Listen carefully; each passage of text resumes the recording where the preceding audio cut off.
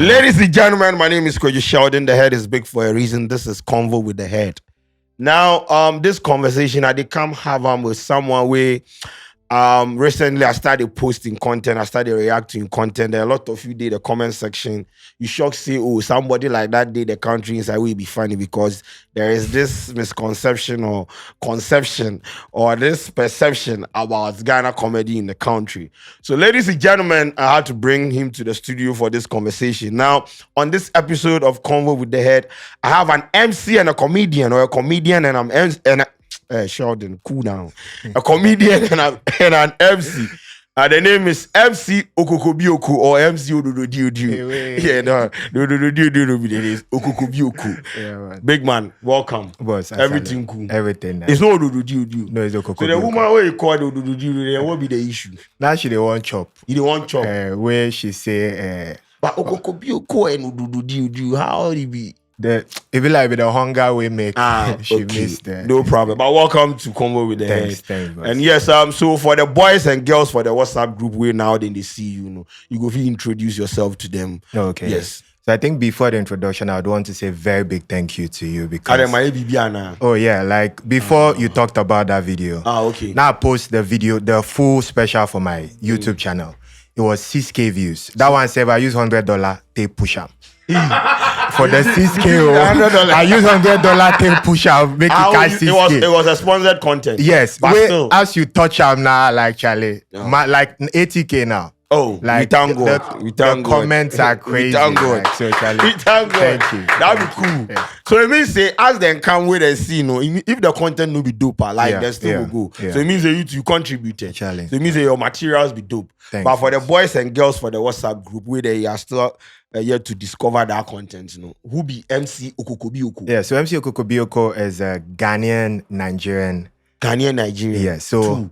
Mommy be Nigerian, Poppy be Ghanaian. Yes, but I was born and brought up in Nigeria. Yeah, that's why I have the accent when I'm doing the stand-up comedy. So I came to Ghana for my university education. Attended Ghana Telecom University. Oh, okay. Scanty in school. Oh, Scanty go there. Yeah, that alumni. Oh, nice. They were for link up. Wow, yeah. So I did information technology. Okay. Yeah, so after school, I think from level 300, where I started to do the comedy. Okay. So I started as a comedian.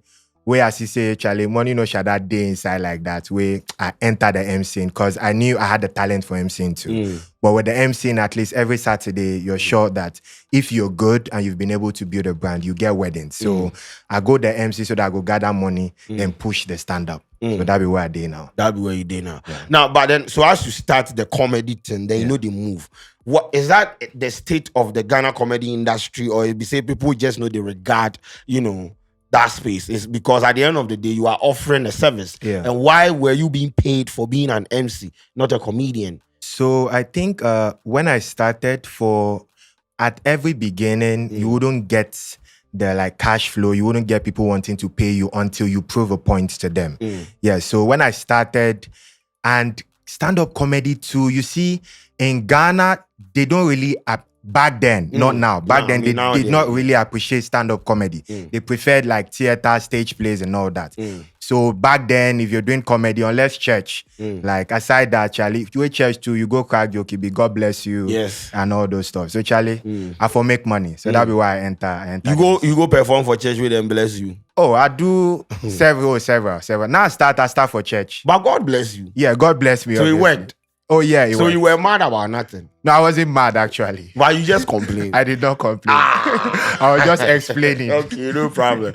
But yeah, I mean, coming up as an upcoming comedian, I'm sure you looked up to certain people in the space. So what were some of the inspirational figures that you looked up to on the come up? I'm sure for me, the talent side did, but you watched some material. For me, I grew up in Nigeria. Okay. So the people I started looking at were Bovi, Basket Mouth, Akbaro.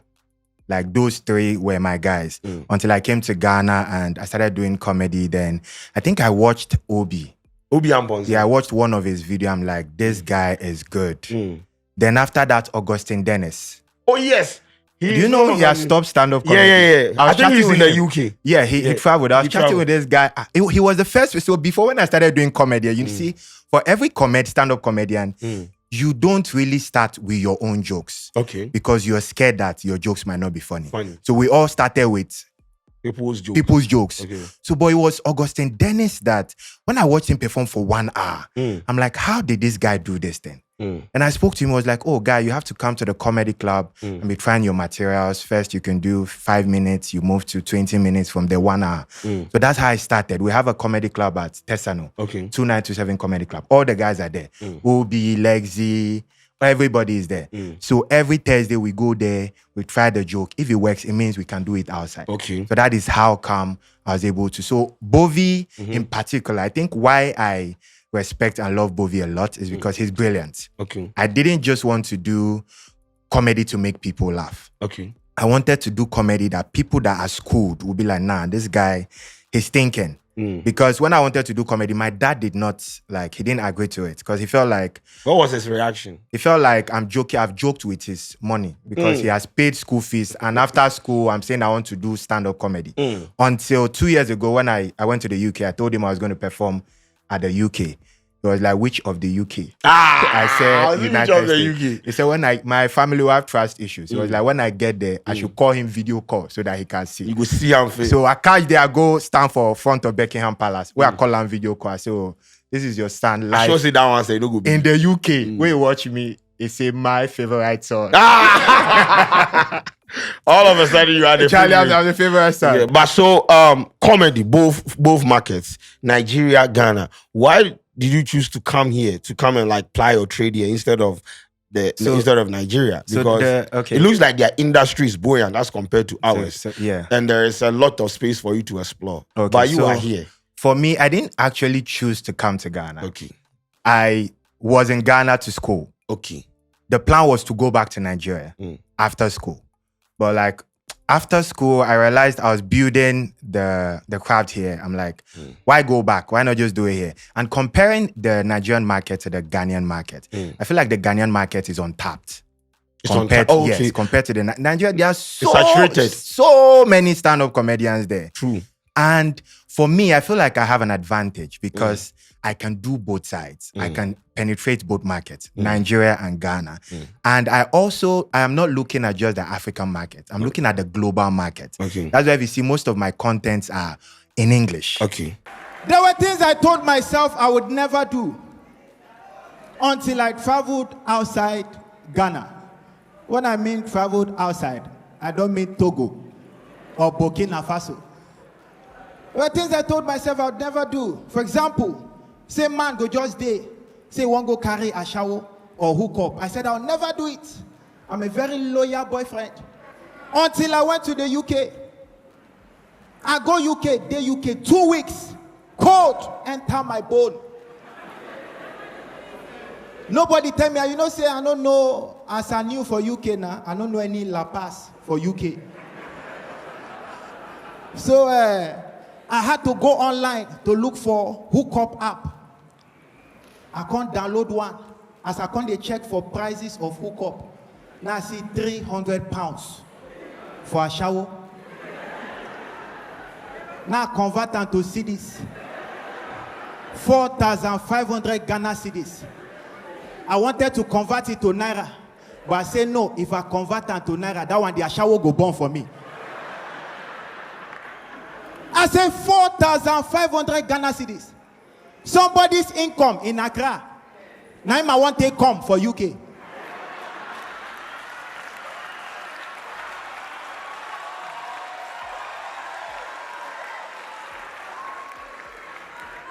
If I give a shower 4,500 Ghana cedis, I no go come.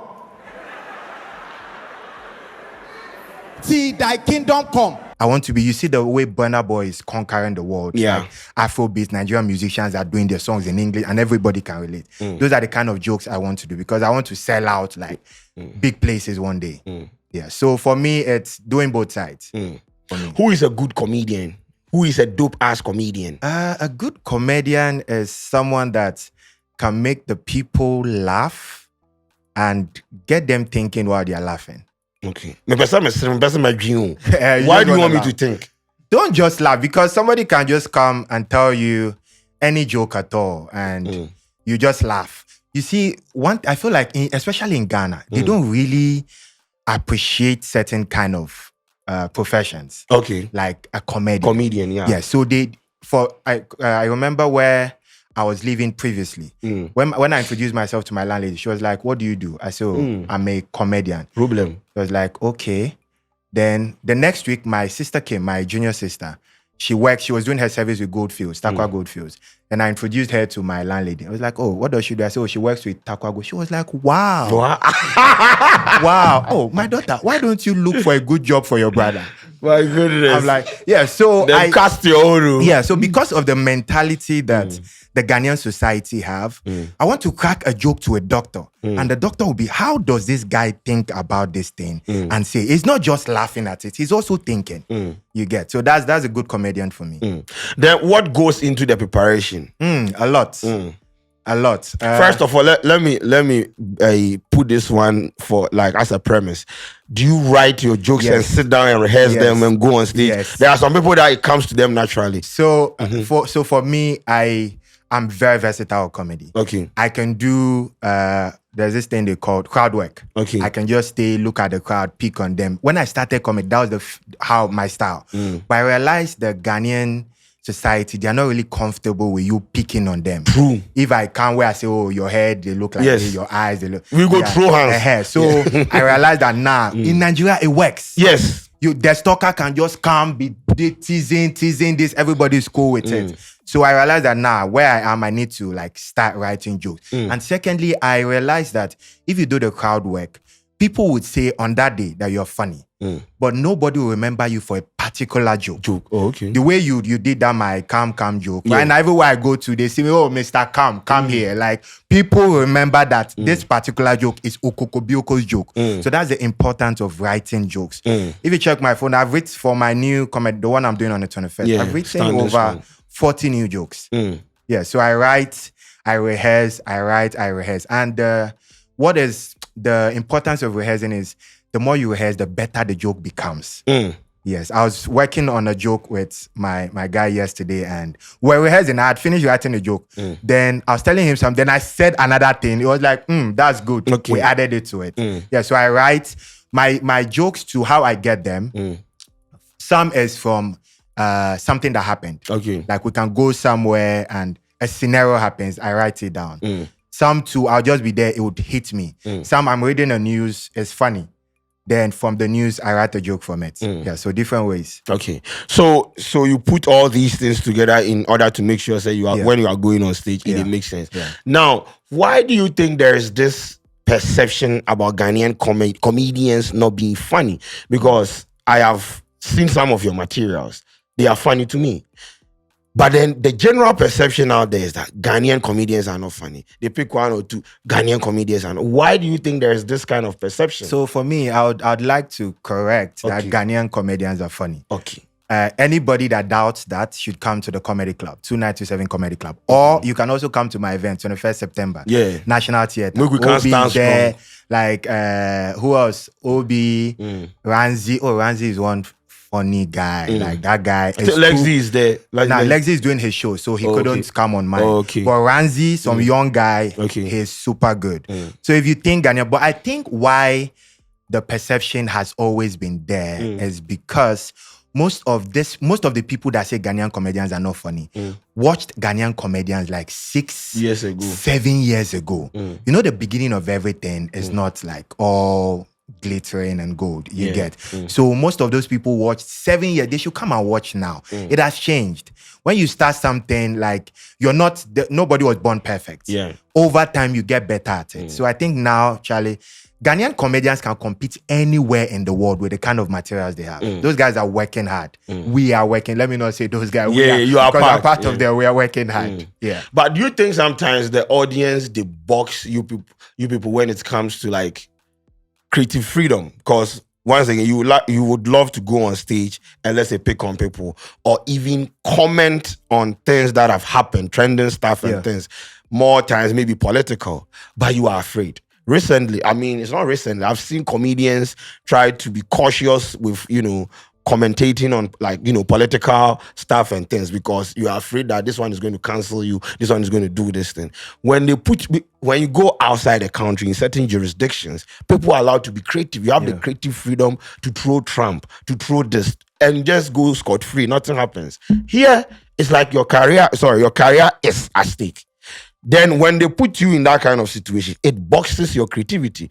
Have you been in that kind of, yard before? For me, I haven't been in such a situation. Yeah. But I have noticed that Ghanaians, two things they don't play with. Politics and religion. Yes. These two things. Even the joke you talked about. Yes, some people were anointing saying it's blasphemy. true, But for me, it's go hard or go home. That's my formula. Because the one thing about comedy is comedians say what people are not able to say in a funny way. Okay. You get that's the job of a comedian. So and if you want to be great, you should be bold enough to talk about anything. So for me, I wouldn't insult anybody. But if I have a joke, a political joke, I would say it. If I have a joke on religion, I would say it. It is a joke. If you want to be assistant Jesus, that's your business.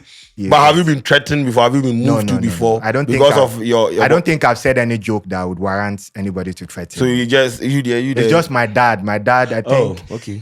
he saw one of my political joke. I think I said one joke last year where I said a slave queen sued the sugar daddy. Yeah. And I'm like, because the sugar daddy did not made some promises he could not fulfill. I'm like, even His Excellency Kwadwo made promises that he could not fulfill, and nobody swam. Nakon slave queen. Then I ended that joke with, but I was shocked because we heard that he was a deacon in church. Okay, Adudi, the president. No, not the president. The guy, the sugar daddy. Oh, the sugar daddy. Oh, yeah. You remember that story? But yeah, they remember. Yes, we heard that he was a deacon in church, and people were surprised. But me, I wasn't surprised because how come I forgotten that joke? Last year joke. How did I put that punchline? When I remember, I'll tell you. Yeah. When I remember, I'll tell you. No problem. So moving on, there's a show coming up. You put up a show last year. Yeah. First of all, how was the attendance like last year? And why should people come this year? Last year was good. We had about 1,000 people in attendance. It's a ticketed show, right? Yeah, ticketed show. Beautiful. About 1,000 people.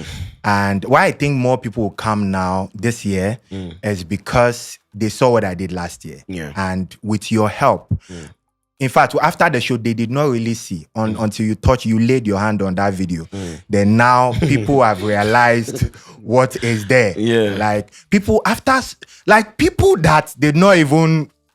People when they see me before, people when they rate me before. Immediately after that video, like, I didn't know you were this good. Wow, such a talent. But then, I mean, here goes another question. How do you feel when you put up like a body of work like this, dope ass joke and things, and it's like, you have your audience is limited. It know they penetrate, they hit. Like you really want it to go out there, they hit, but you still keep creating and things. What they keep you they go? Because honestly, maybe the joke to that they spend $100 on boosting. No man, I go feel quit. So for me, I have studied great people over the years. Okay. Someone like you. I've realized that it will take consistency for you to blow. Okay. Just keep putting out the quality content. Okay. One day, Kwadwo Sheldon will just talk about one. Then people will gather and go and watch the others. So after the show, we watched it together. I watched that particular joke like 100 times. I'm like, nah, this joke will blow. This joke one day will reach 1 million views. I know. So I just kept it there. That one day something I didn't know it would be this quick. I had no idea but I just knew that it was going to work out. Because I knew I worked. Last year, when you write a joke and you say, nah, this is it. When I crack, yes, I feel I'm like, that joke has several bars in it and several like punchlines. Yeah. And the crack come like, they go like that. See, me and the Ashawo, we go knock till the second coming of Jesus. In fact, he has to come before me. What do you mean? 4,500 Ghana cedis. When I looked at it, I had no other option than to take matters into my own hands. when I wanted to take matters into my own hands, the only available oil there, anointing oil. And this anointing oil, my mom gave it to me. Say her pastor prayed on it for me to use and embark on my UK journey. Now this same oil now want to embark on this journey. Now look at myself as a good Christian that I am. I cannot open my eyes and use anointing oil for something like this. Now I close my eyes, use them. Ladies and gentlemen, when I finished, that was the day I discovered that there's power in the oil. That day, I overcome. So this is it. This, like, it was good. At the show, it was good. Like, I tried that joke several times at the comedy club. People that have listened to it before, if I say it again, they will still laugh. Yeah. I'm like, nah, it would work. It would blow. Okay, so last year's show, this year's show, what are we to expect? Who is coming? Tickets and everything. So and the new jokes, we go fi crack one, give whistle, say we will take water grounds and Okay. Yes. Okay. But we could start from the back. Okay. Yeah, this year's show. Why standing strong? Why Diana? Okay, so last year was caught in the middle. Okay. Now, when you're caught in the middle, you have to be standing strong. The way you are saying standing strong. Standing strong. Okay. Yes. When you are caught in the middle, you have to be standing strong. So I feel like there are so many things happening in Ghana now. Okay. Election is coming. Yeah. We have to choose between two people. Hey, check that basically. day inside. Oh. Oh, that might be model. And politician, basically. But he was more like, when you watch his Instagram, you see that he poses like. Yeah, but then he has policies out there, 12 pillars to economic freedom. Yeah, have you seen his billboards around? Yeah, the new force. You notice he's part of top 100 billboards. Has been nominated for the Billboard Awards. Billboard Awards. Yeah, like in Billboard full everywhere. I should say go win that one. No. I know where they carry this thing go. Don't do that. Don't do that. Don't do that. Don't do that. That's my man. That's my man. He's my man too. Yes. I like him. I the like fact that Sheldon. he's young. Yeah. He's very vocal, eloquent, Charlie. Yeah. He's young. Okay, so political season. Yeah, so there are so many things. Like the economy too hard. Yeah. Like some men too are comparing the hardship of the economy to the erection. They don't know which is harder. You get so we need to stand strong in times like this, like crazy stuff. So Charlie, I'm telling you. Alright, I tell you, you cast Vim.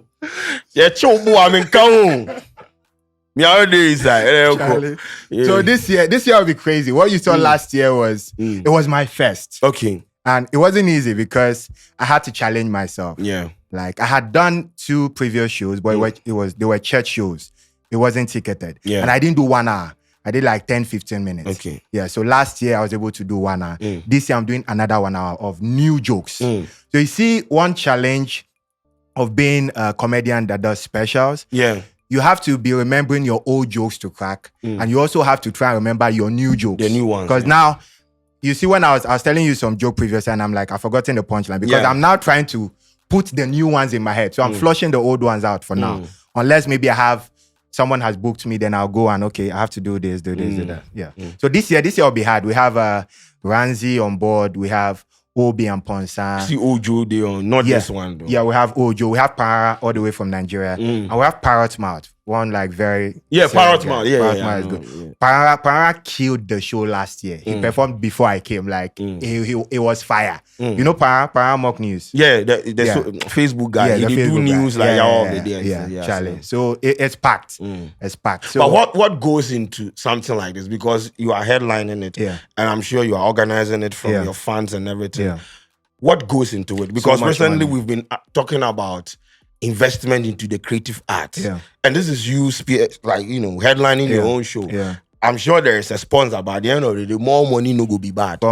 I am the sponsor. I'm Co is the sponsor. Aside support from AVV Rise and some few other guys, M Notify and some. But last year, like I powered everything myself. I think I had just one guy that has always believed in me. He's called Governor. Okay. Yeah, he came, he supported with some funds. But Charlie, it's not easy. It's not. And I would ask or I would beseech Ghanaians to try and buy tickets. Because most of the shows, we don't make profit. Yeah. We just want to keep doing it to build the brand with the hope that it will get to a point where it would have the likes of MTN, Vodafone, these big brands to come and sponsor.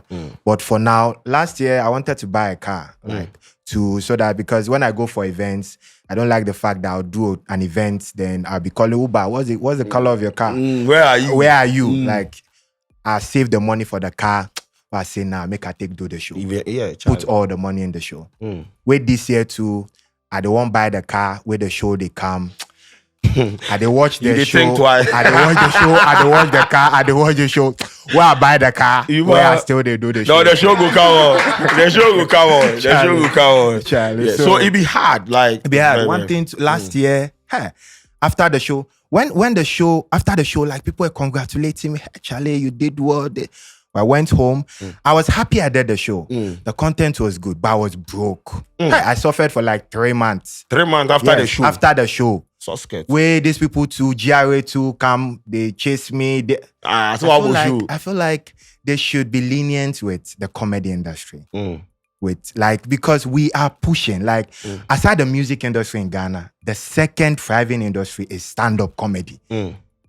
Back to back. After mine, Lexi is doing. After Lexi, Jacinta. After Jacinta, will be like, we are doing it back to back.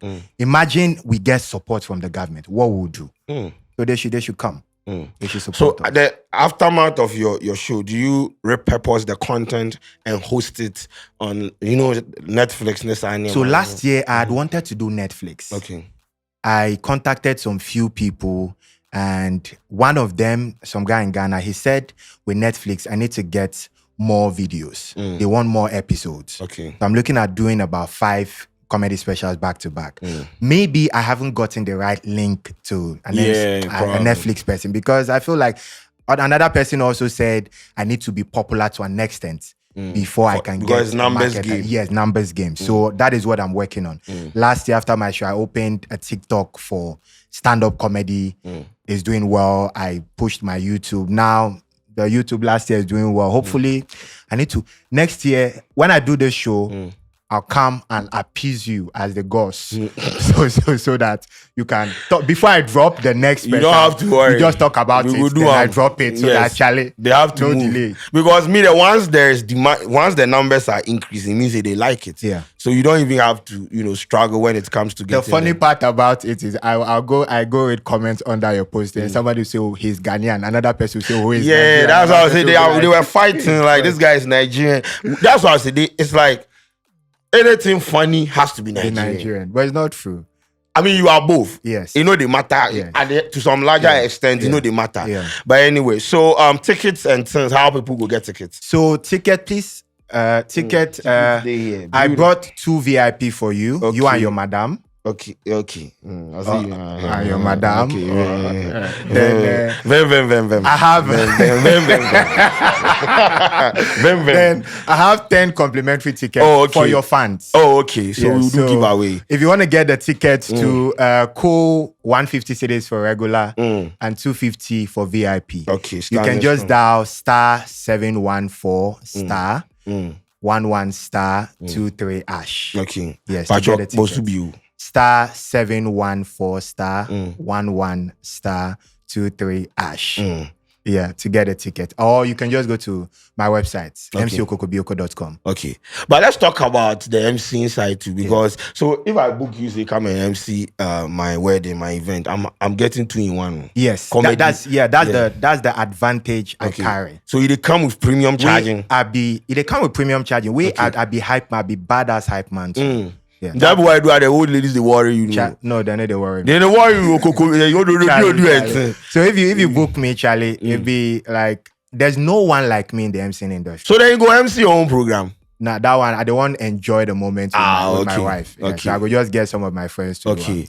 Yeah. But then, so I mean, still now that comedy day, the MCing day, which ones they pay like MCing. So I they take money from the MCing. They invest in comedy. Comedy, yes. So when go see that bang? Oh, it go happen.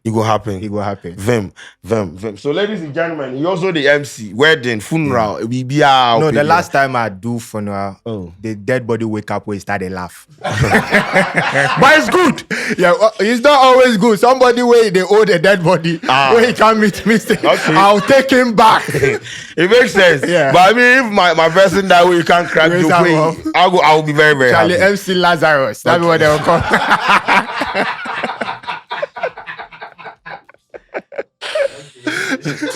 Oh God.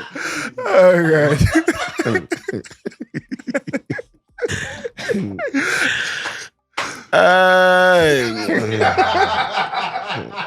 Yeah, dude.